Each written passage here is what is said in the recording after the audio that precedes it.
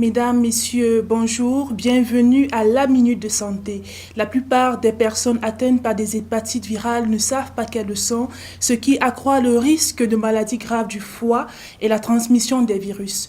Pour en parler, nous recevons le professeur Oudou Njoya, gastro-entérologue et directeur du laboratoire de recherche sur les hépatites virales et la communication en santé de la faculté de médecine et des sciences biomédicales de l'université de Yaoundé 1. On se retrouve tout de suite après. Bonjour professeur. Bonjour. Comment est-ce que vous allez? Mais ça va, merci, et vous-même? Très bien, merci. Alors avec vous, nous parlons des hépatites virales. Déjà, dites-nous la différence qu'il y a entre hépatite et hépatite virale. Disons que le terme hépatite veut dire en un mot une inflammation du foie. Donc qu'elle soit virale ou d'autre origine, ça peut être une hépatite. Donc une inflammation causée par un virus est appelée hépatite virale. Une inflammation causée peut-être par une substance chimique peut être une hépatite toxique. Donc dans le cadre des hépatites virales, c'est une maladie du foie causée par un virus. Alors il existe 5 types d'hépatite virale, A, B, C, D et E. Comment savoir qu'on souffre d'un de ces 5 types? Il est difficile de faire la différence entre les hépatites virales au plan clinique. Disons qu'elles ont en commun le fait que le patient qui souffre d'une hépatite virale va présenter des symptômes classiques comme de la fièvre, comme des courbatures, mais on ne peut pas clairement, à partir des signes cliniques, typer le virus. Oui. Donc c'est à ce niveau que les laboratoires sont très importants dans notre comme complément d'éléments de diagnostic pour les hépatites virales. Alors, peut-on souffrir de 3 types d'hépatites virales en même temps? C'est possible puisque les voies de transmission sont différentes. Vous avez des hépatites virales qui se transmettent, les virus se transmettent par la voie orale, c'est-à-dire l'hépatite virale A, l'hépatite virale E par exemple, se transmettent par voie orale. D'autres, comme l'hépatite virale B, l'hépatite virale C, l'hépatite virale D ou delta, se transmettent par voie sanguine. Donc, on peut effectivement souffrir même de 2 hépatites virales, même d'origine sanguine à la fois. Alors, quels sont les risques, les comportements à risque, autant pour moi, liés aux hépatites A et E, par exemple, et les hépatites B et C? Les hépatites virales A et E, le comportement à risque, disons les facteurs de risque, on dit, et on ne le dira jamais assez, que l'hépatite A ou l'hépatite virale E sont des maladies de l'hygiène, donc des maladies de la propreté ou de la du manque de propreté. Donc, c'est des maladies qui surviennent parce que les aliments sont mal entretenus, sont mal protégés, sont mal conservés, soit parce que les eaux d'utilisation, les eaux de traitement, les eaux de boisson sont aussi contaminées. Donc, c'est pour cela qu'on parle de maladies liées à l'hygiène. Donc, essentiellement de l'hygiène alimentaire pour ces hépatites A et E. Alors que les hépatites qui sont d'origine, qui sont à transmission sanguine, par voie sanguine, comme l'hépatite virale B, l'hépatite virale C ou l'hépatite virale delta, sont transmises à l'occasion d'un contact avec le sang. Ça peut être à l'occasion des scarifications, dans les traitements traditionnels africains. Ça peut être à l'occasion même d'une opération chirurgicale au cas où il n'y a pas eu des instruments bien stérilisés. Ça peut aussi être à l'occasion d'une transfusion sanguine, mais aussi à l'occasion de soins corporels comme les piercings, comme le tatouage, comme l'acupuncture, selon que le matériel n'ait pas été bien stérilisé.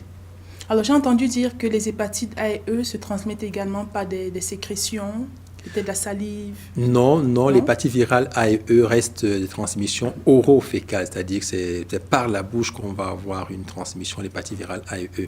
Alors que les autres hépatites, il faut qu'il y ait un contact entre 2 courants sanguins, soit un sang contaminé et un sang non contaminé, pour qu'il y ait passage du virus dans le sang, dans le corps humain.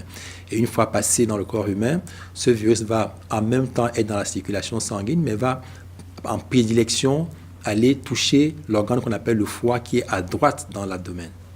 Est-ce qu'un nouveau-né peut souffrir d'hépatite virale? Bien sûr, parce que la transmission materno-infantile hépatite virale existe. C'est pour cela qu'on conseille aux mamans qui sont enceintes et qui souffrent d'une hépatite virale de prendre les dispositions au moment de l'accouchement. On conseille aussi aux cliniciens, aux obstétriciens de prendre les dispositions de protection du nouveau-né qui arrive. Donc, au moment de la traverser la filière génitale ou au moment de couper le cordon ombilical, le nouveau-né peut être en contact avec le virus et se faire contaminer. C'est pour cela aussi que l'autre chose à faire est de s'assurer pendant la grossesse qu'une femme enceinte n'est pas porteuse d'un virus. Alors, ça se fait à travers un test? Ça se fait à travers un test. Le test est très facile à faire. On le conseille systématiquement. Il est très facile, il ne coûte pas cher. Et au bout de quelques jours, vous avez votre résultat. Et dispositions à prendre sont été faciles aujourd'hui avec les efforts faits par le gouvernement de la République. Alors, un enfant qui, par exemple, contracte un virus lié aux hépatites virales, comment est-ce qu'évoluera la maladie? Est-ce que c'est tout de suite qu'on pourra voir de façon physique ou clinique, en vos termes, qu'un enfant souffre, ou bien comment est-ce qu'on fait pour savoir comment est-ce qu'évolue la maladie? Hélas non, parce que les signes peuvent ne pas être présents tout de suite, mais ce qui est le plus grave, c'est de relever que les hépatites virales qui sont contractées à la naissance ou dans le très jeune âge évoluent malheureusement très souvent vers des formes graves, des formes de longue durée qu'on appelle hépatite virale chronique. Et lorsqu'on a fait une hépatite virale chronique, les risques de faire des maladies graves comme la cirrhose, comme le cancer du foie, sont très très élevés. C'est pour cela que nous rencontrons des cas de cancer du foie chez des jeunes enfants, des jeunes personnes de 15 ans, des cirrhoses chez les jeunes enfants de 15 ans, suite aux maladies contractées dès le jour de la naissance. Alors, pendant combien de temps peut-on vivre avec une hépatite virale? Ça dépend d'abord du type d'hépatite virale. Ça dépend de la virulence de la maladie. Ça dépend aussi, en quelque sorte, de la charge virale. Je vais dire qu'on peut vivre longtemps avec une hépatite virale, avec une faible charge virale qui n'évolue pas, c'est une possibilité. Tout comme on peut aussi, à un moment donné, voir une augmentation brutale et rapide de la charge virale. Donc, il est possible qu'on vive longtemps avec une hépatite virale à faible charge lorsque on en a la chance, je pouvais dire que on en a la chance, ou lorsqu'on est aussi bien portant de manière générale, mais il est aussi possible que cette faible charge virale devienne subitement très élevée. Est-ce que toutes les maladies du foie sont des hépatites, ou bien est-ce qu'il y a d'autres types de maladies de foie qui ne sont pas liées aux hépatites? Ah non, le foie est un organe tellement complexe, il y a tellement de maladies, je peux vous citer comme ça, qu'il y a au moins 300 pathologies qu'on peut trouver dans le foie, non, disons 250 pathologies qu'on peut trouver dans le foie. Mais dans votre question, je voudrais peut-être relever autre chose qui est à court dans notre société, c'est la différence ou bien la relation qui est entre la jaunisse et l'hépatite virale.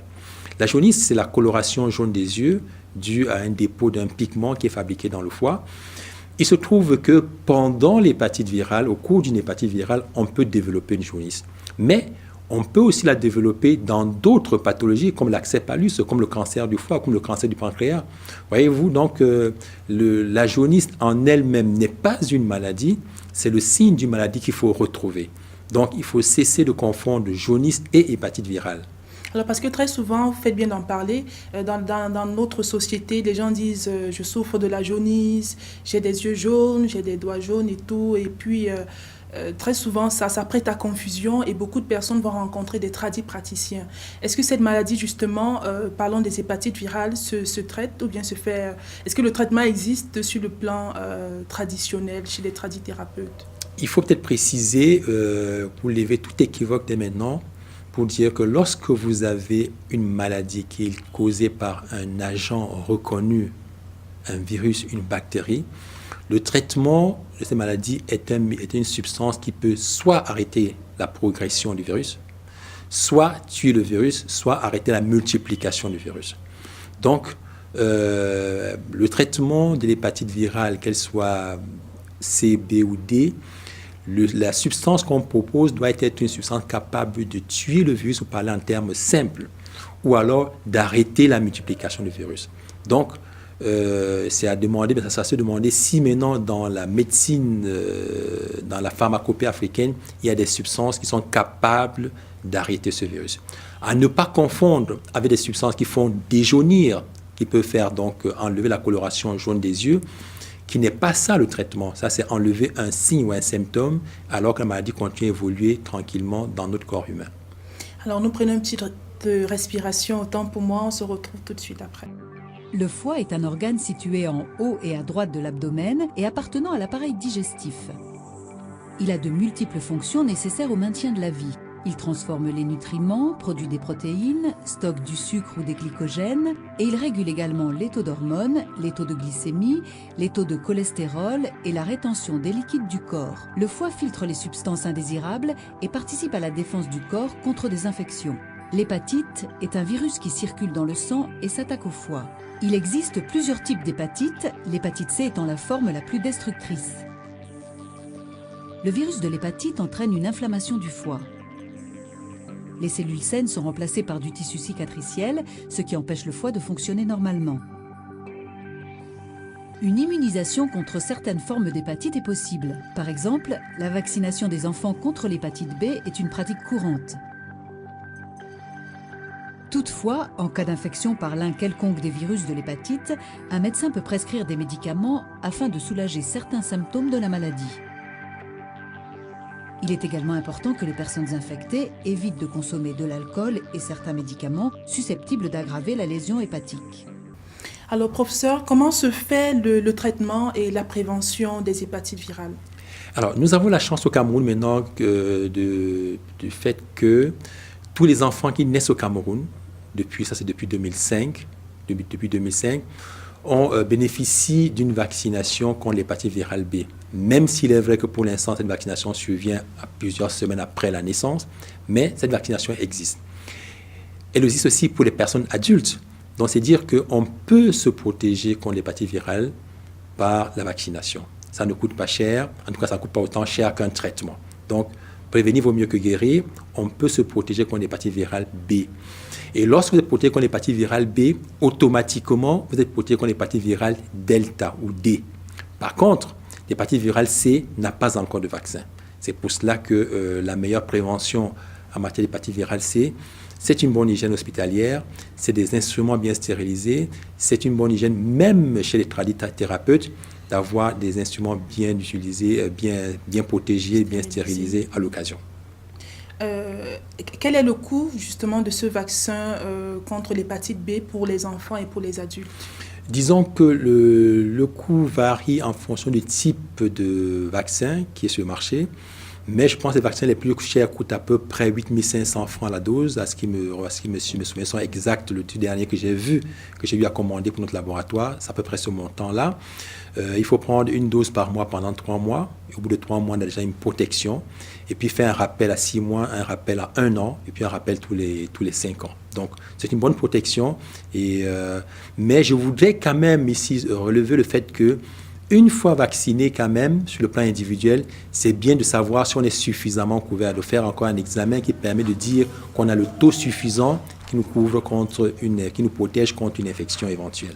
Alors, je rappelle que chez les enfants, c'est gratuit dans le cadre du programme élargi de vaccination, les enfants de 0 à 11 ans, Tout à fait. À 11 mois, autant pour moi, bien sûr, parce qu'après l'âge de 11 mois, après l'âge d'1 an, les vaccins sont payants, certainement à 8 500 francs, Tout à fait, oui. Le souligner. L'émission tire à sa fin, professeur. Quelles sont les avancées dans la prise en charge des hépatites virales? Alors, en matière d'avancées, l'État du Cameroun a fait beaucoup d'avancées. Première chose, les vaccinations. Donc, la vaccination est disponible. Il y en a de plus en plus dans les pharmacies de ville. Deuxième chose, le coût du traitement a sensiblement baissé. Il faut dire que dans le monde entier, l'objectif du traitement pour l'hépatite virale B n'est pas d'éradiquer le virus, parce qu'il n'y a pas encore de médicaments pour ça, mais c'est de l'amener, la charge virale à zéro. Et c'est possible avec un médicament qui ne coûte pas cher, c'est le tenofovir. Il est disponible au Cameroun, dans toutes les régions aujourd'hui. En matière d'hépatite virale C, le Cameroun aussi a réussi à négocier les prix des médicaments auprès des firmes pharmaceutiques. Et nous sommes aujourd'hui l'un des pays au monde où le coût du traitement de l'hépatite virale C a sensiblement baissé. Donc, on a à la fois des médicaments efficaces, mais aussi des médicaments à coût réduit. Alors, si je comprends bien, quelqu'un qui souffre d'une hépatite B ou C peut avoir un traitement à moindre coût qui fera en sorte que le virus ne se développe plus dans son organisme. Pour l'hépatite virale C, on aura des médicaments qui vont tuer carrément le virus. Donc, on guérit carrément l'hépatite virale C au Cameroun aujourd'hui. Et pour le B? Pour le B, on a des médicaments qui vont maintenir la charge virale au plus faible niveau et permettre de mener une vie tranquille sans complications. C'est une très bonne nouvelle. Ça, c'est quelque chose que je ne savais pas, même pour le coup, parce qu'à un moment, je croyais que le vaccin contre l'hépatite virale B coûtait 17 000 francs, quelque chose par là. Oui, non, justement, je vous dis donc que l'État a fait beaucoup d'efforts en la matière. Et d'ailleurs, il n'y a pas plus tard qu'il y a moins d'un mois encore, que le ministre de la Santé publique a encore revu à la baisse, suite toujours à ces négociations, le coût des médicaments contre l'hépatite virale B et contre l'hépatite virale C. Alors, on peut se faire dépister où? Dans tous les bons hôpitaux du Cameroun, maintenant, on peut se dépister contre l'hépatite virale B, dans les bons laboratoires aussi. Bien évidemment, je ne fais pas la publicité de laboratoire ici, mais disons que tous les laboratoires, les bons hôpitaux publics sont aujourd'hui munis de quoi faire un dépistage d'hépatite virale B ou d'hépatite virale C.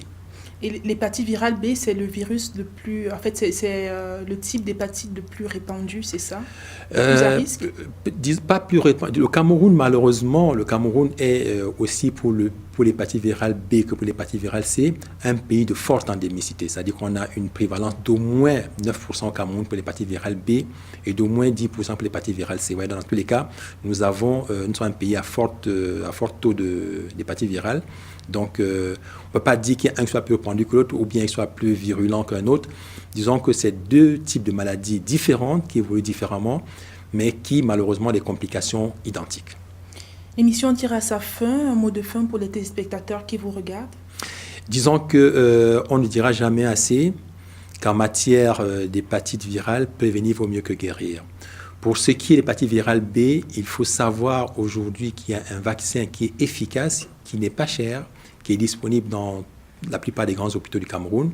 Par contre, pour l'hépatite virale C, bien qu'il n'y ait pas encore de vaccination, le traitement efficace existe bel et bien et on guérit aujourd'hui de l'hépatite virale C en bonne et due forme et en totalité. Merci beaucoup, professeur, pour toutes ces informations. J'ai beaucoup appris. J'espère que les téléspectateurs aussi ont beaucoup appris. Avec vous, certainement, on se retrouve pour d'autres émissions. Écoutez, c'est avec plaisir que je reviendrai sur votre plateau. Très bonne santé à vous qui nous avez suivis et à bientôt.